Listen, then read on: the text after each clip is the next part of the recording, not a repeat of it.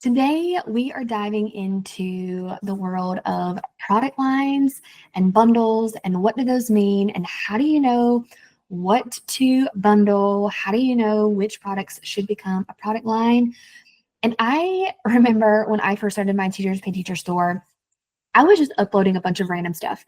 I actually started with a lot of classroom decor, which is funny because that's really not my thing. Like, I don't feel like my classroom was decorated to the nines or anything, but for some reason, that's what I started with.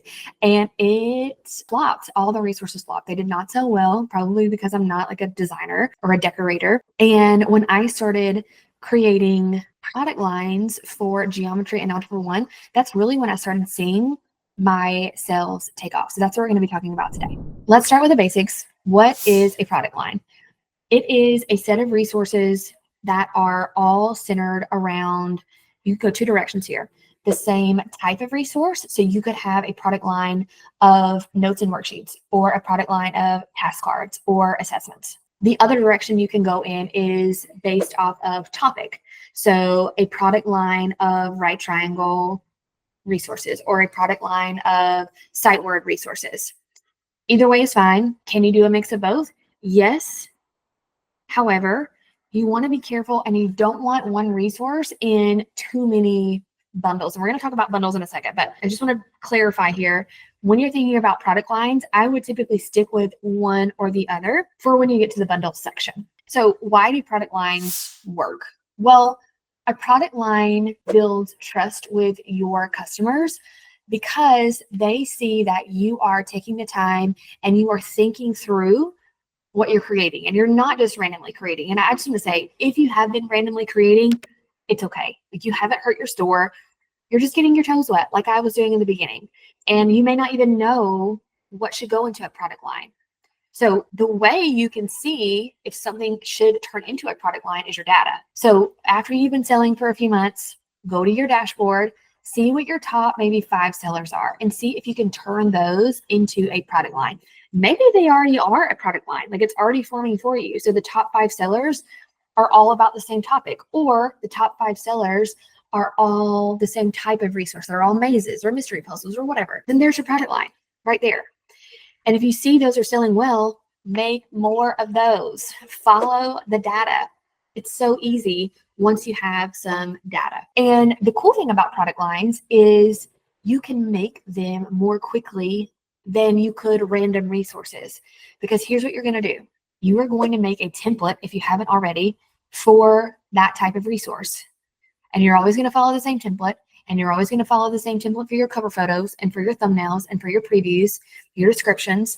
The only thing you're going to change out is whatever this new product is. So, for example, when I started making my geometry notes and worksheets product line, I started at the beginning of geometry in the first unit, and I made the first lesson that I needed, which was Intro to Geometry. And I kind of got a template that I liked. And as I kept going and making like the next set of lessons, I already had that template. I just had to change out the content.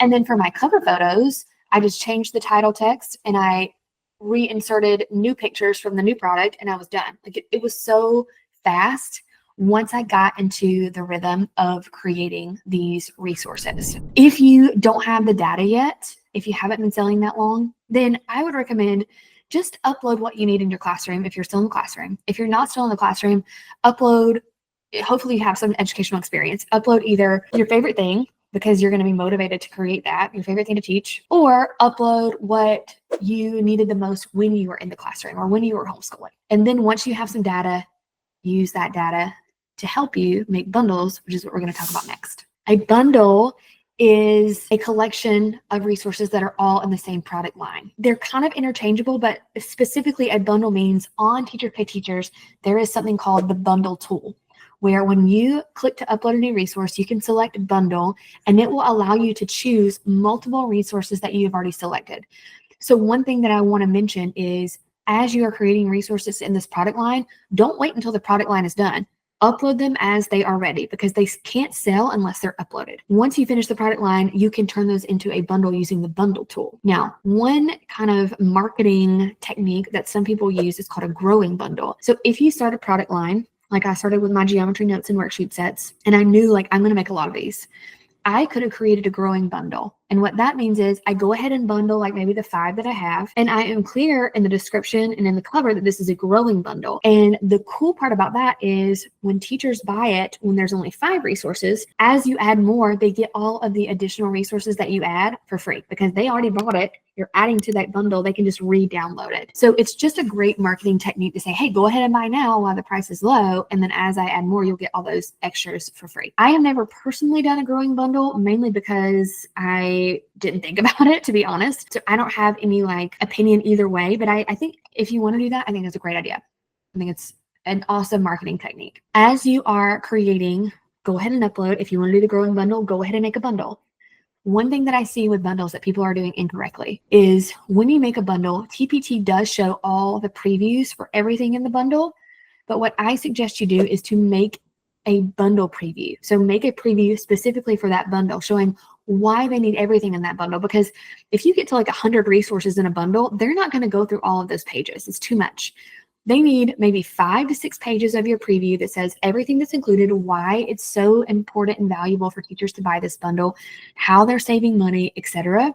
And they're going to see that preview first. So I would highly recommend doing that. You can also do a video preview, which are great. You can make those in Canva. Basically, you would make the slides of your preview, but then you can export it as a video. I think that's a great idea. And it just shows teachers in a more concise way why this bundle is so amazing. Also, for a bundle, don't skip out on the 3 thumbnails.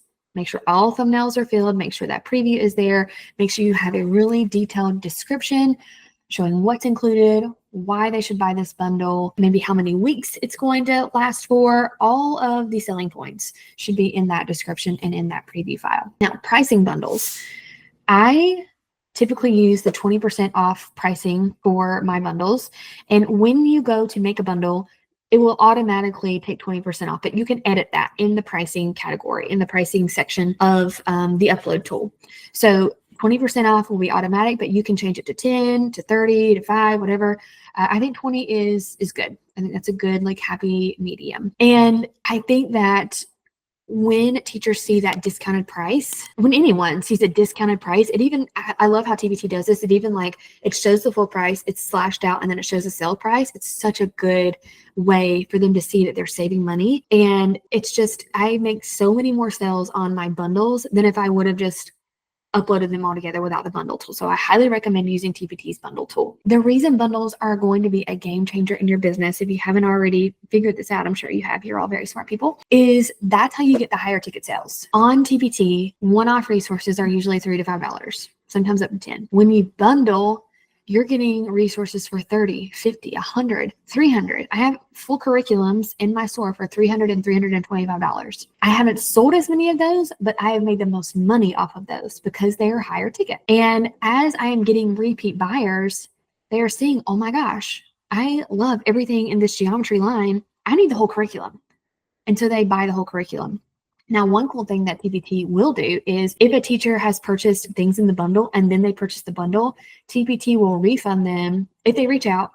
If they reach out to TPT, support@teacherspayteachers.com, they will refund them for the individual resources since they already have the bundle. So I like that they do that. It just is taking care of their customers. I would highly recommend this be a top priority for your store this quarter. As we get into 2026, it is such a good way to get those higher ticket sales. And as always, if you want to learn more about how to be successful on Teachers Pay Teachers, I am a top 1% seller. I made over $300,000 from Teachers Pay Teachers alone, not from any other stream of income. I would love to help you. I have a free training, lindsaybowden.com/training. Go and give that a watch, and I'll see you there. Bye-bye.